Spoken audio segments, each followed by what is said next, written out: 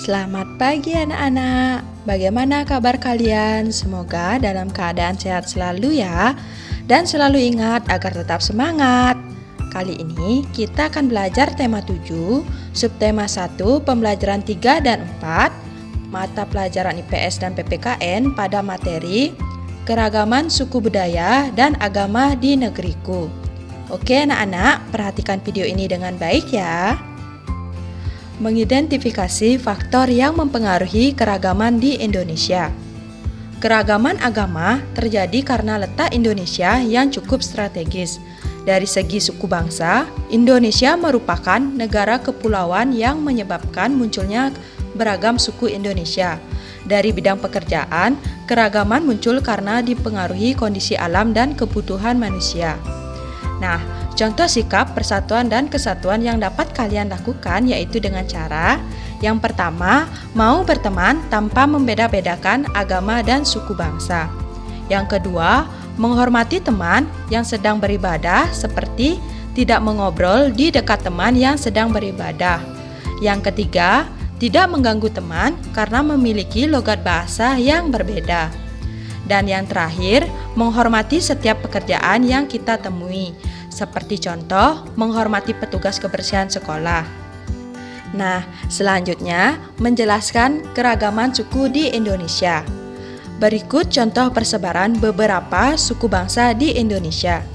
Wilayah Pulau Sumatera, suku bangsa yang mendiaminya adalah Gayo di Aceh, Batak Karo di Sumatera Utara, Minangkabau di Sumatera Barat, Anak Dalam di Jambi, Talang Mamak di Riau, Pasemah di Sumatera Selatan, dan Enggano di Bengkulu.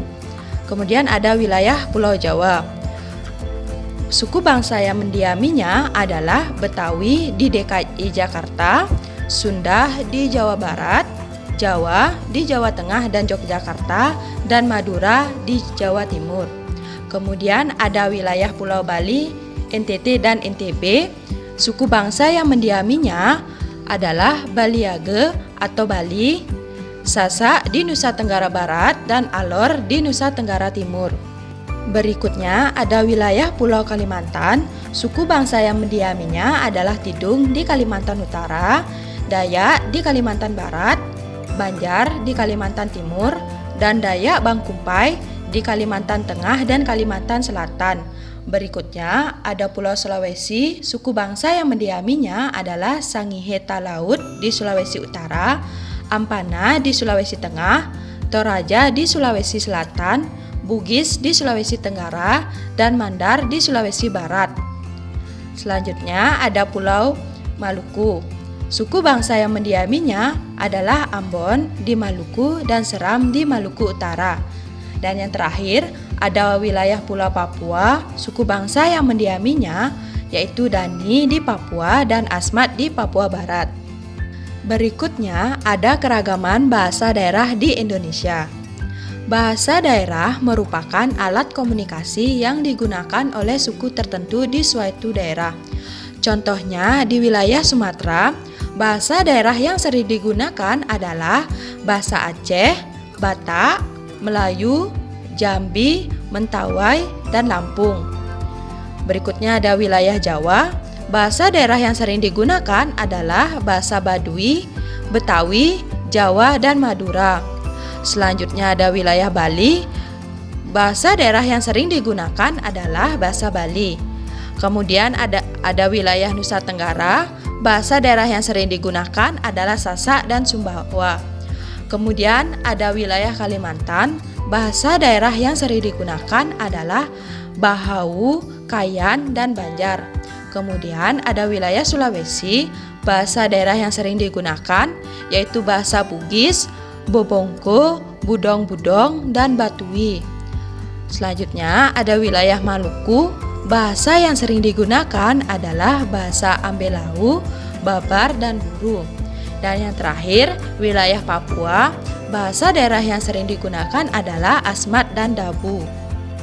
Yang terakhir, keragaman agama dan kebebasan agama. Untuk agama Islam, kitab sucinya adalah Al-Quran. Untuk agama Kristen, kitab sucinya Alkitab. Agama Katolik, kitab sucinya Alkitab. Agama Hindu, kitab sucinya Weda. Agama Buddha, kitab sucinya Tripitaka. Dan agama Konghucu, kitab sucinya adalah Shisu.